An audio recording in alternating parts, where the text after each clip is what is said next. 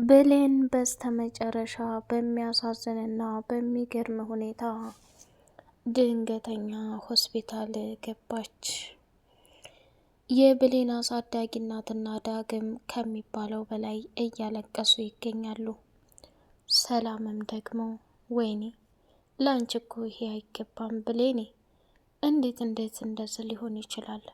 አንቺን ታመሽ ከማይ ሞቴን እመርጣለሁ ብላ የፈረደባትን ወንድሟን ይሄንኑ አስመሳይና ተንኮለኛ በኃይሉ እቅፍ አደረገችውና እንዳጽናናት ነገረችው። በኃይሉ እንግዲህ በድብቅ እጅግ በጣም በሚያሳዝን ሁኔታ ብሌን ድንገተኛ ሆስፒታል መግባቷን አይቶ ምናልባት ልጄ ብሌን ናት ብላ ስለምትጠረጥር ማስወገድ አለብኛልና መርዝ ሲወጋት እዛው ድብን ብላ ቀረች።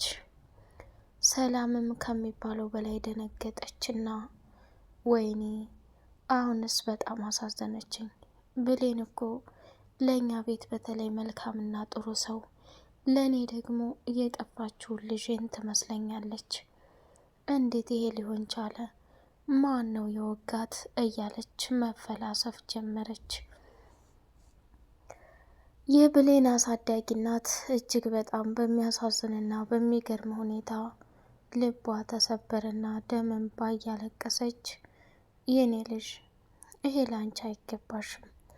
እኔ ዛሬ ጎረቤቴ ብታናደኝና ብታቃጥለኝ፣ አንቺ ግን በንደትና እንዲሁም ደግሞ አላስፈላጊ በሆነ ነገር ችግር እንድገቢብኝ አልፈልግም ብላ ቀወጠችው።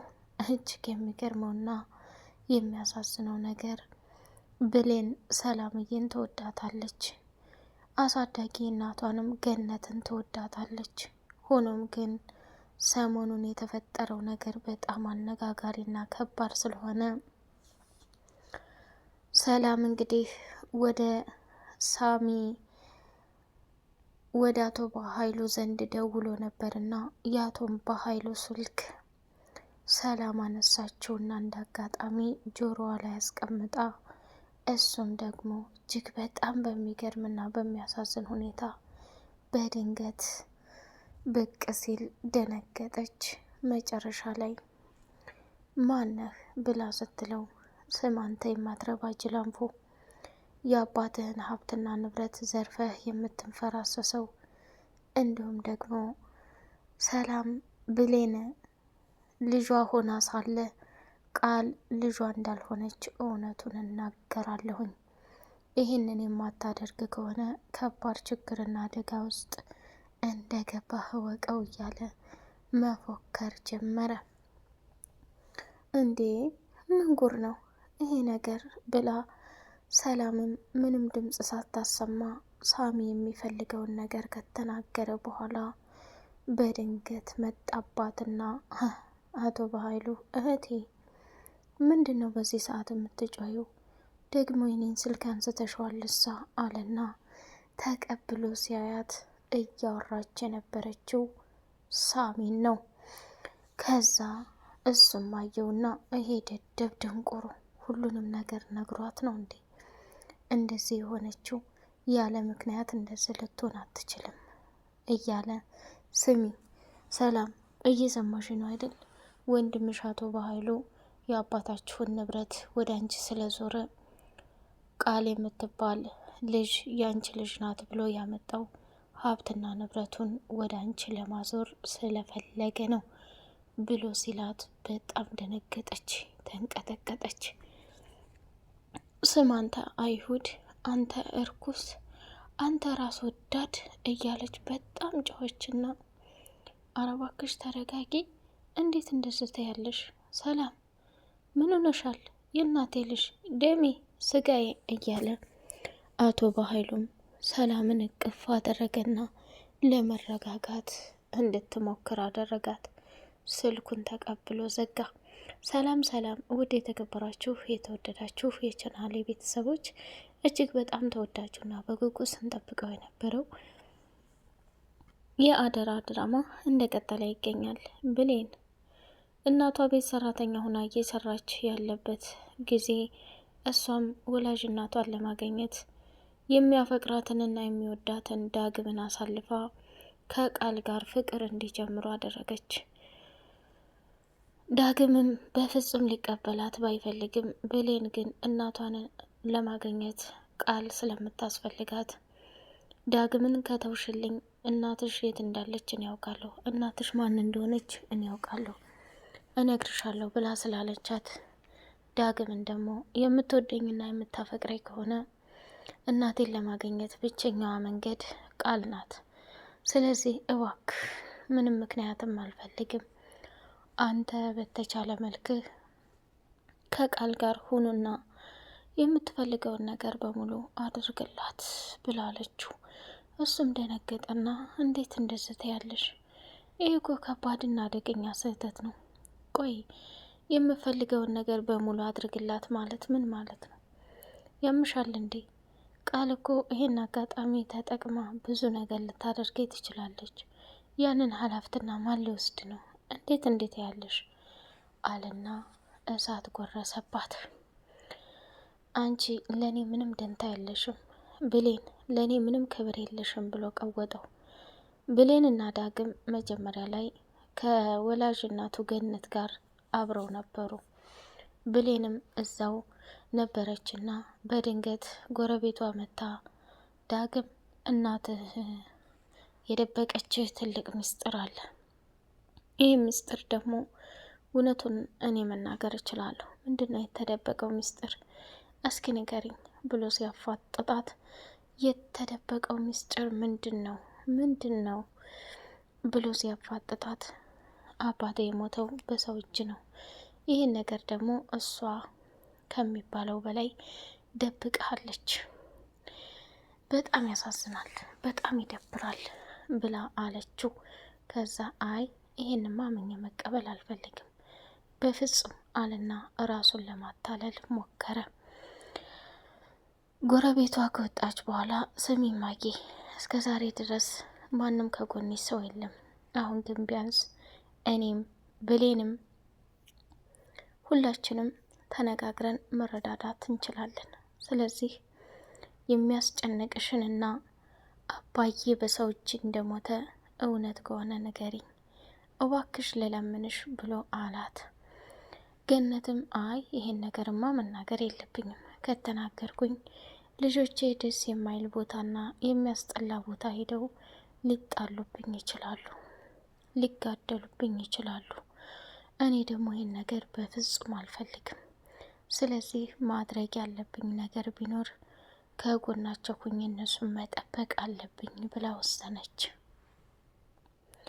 አይ ይህን ነገርማ ካልነገረችን ሁላችንም መቆጣት አለብን ብላ ብሌን ከዛ ቦታ ላይ ተነስታ ሰተት ብለው ወደ የት ቢሄዱ ጥሩ ነው? ወደ ሰላም ቤት አመሩ። ሰላም ቤት ሲሄዱ ገነት ደግሞ ወይኔ ጉዴ በጣም ያሳዝናል፣ ይህን ነገር እኮን ያልፈልገውም ነበር፣ ግን እንዴት ለምን? ምንም ቢሆን እውነታውን እንደርስበታለን፣ ምንም ቢሆን የተፈጠረውን ነገር የምናየው ይሆናል።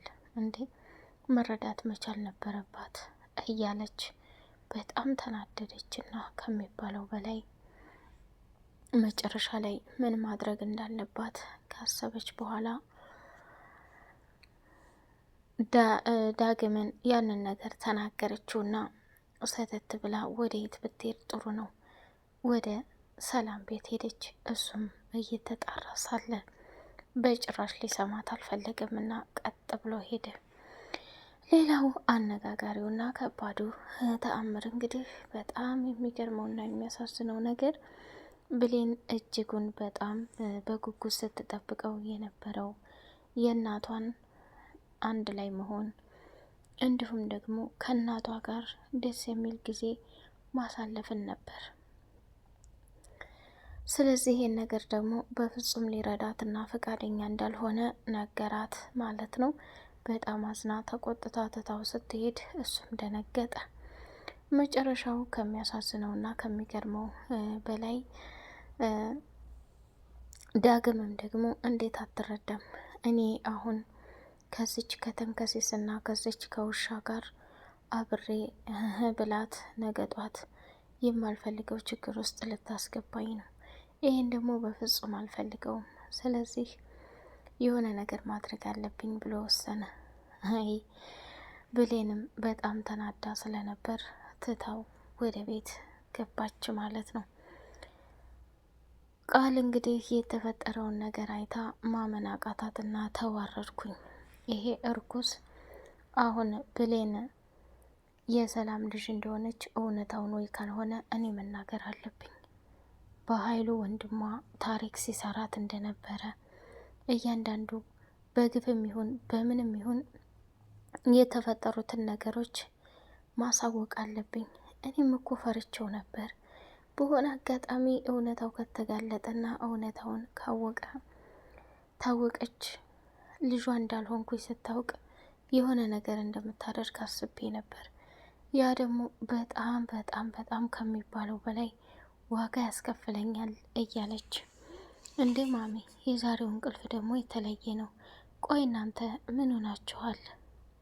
ምን ተፈጥሮ ነው የምትጨቃጨቁት? ጭራሽ እኮ መተኛት አልቻልኩም ብላ ስትል፣ አይደል መተኛት አልቻልሽም? ይሄ ከባድ ቅጥፍና ነው።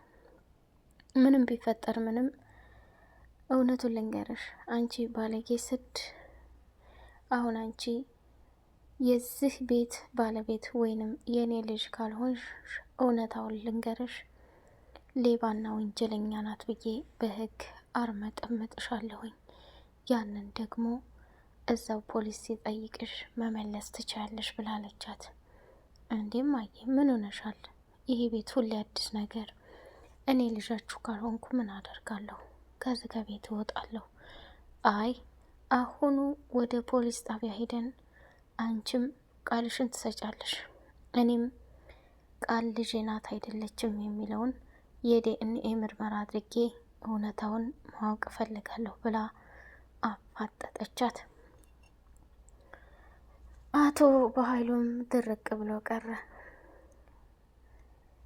ቃልም ከሚባለው በላይ አፍራና ተሸማቃ የምትለው ነገር ግራ አጋባት ማለት ነው። ውድ የተከበራችሁ የተወደዳችሁ ቻናሌ ቤተሰቦች ቻናሉን ላይክ፣ ሰብስክራይብ እያደረጋችሁ ለምታበረታቱኝ አመሰግናለሁ። በቀጣይ ፓርት እንግዲህ የአቶ በኃይሉ ቅሌትና እንግዲህ የቃል ውርደት የሚጋለጥበት ይሆናል።